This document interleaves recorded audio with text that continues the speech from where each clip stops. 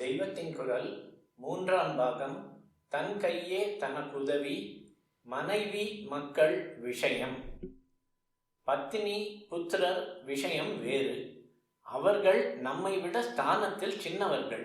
அதனால் நியாயமாக அவர்களுக்கு நாம் செய்ய வேண்டிய கடமைகளை பூர்த்தியாக பண்ணுவதற்கு மேலாக அவர்கள் நம்மை தங்கள் சமாச்சாரங்களிலேயே இழுத்து லோக சேவை செய்ய ஒட்டாமல் தடை பண்ணினால் அதற்கு காது கொடுக்க வேண்டிய அவசியம் இல்லை. அதை மீறியும் நம்மால் ஆன லோக பணிகளை செய்யத்தான் வேண்டும். சாஸ்திரப்படி நம் கட்டுப்பாட்டின் கீழ் இருப்பவர்களான பத்னி புத்திரர்களையும் நாம் பொது தொண்டுகளில் ஈடுபடுத்த வேண்டும். ஆனால் எந்த பக்கமானாலும் அதில் மிகையாக போய்விடக்கூடாது. பெண்டாட்டி பிள்ளை குட்டிகளை கவனிக்காமல் பரோபகாரம் என்று புறப்படக்கூடாது.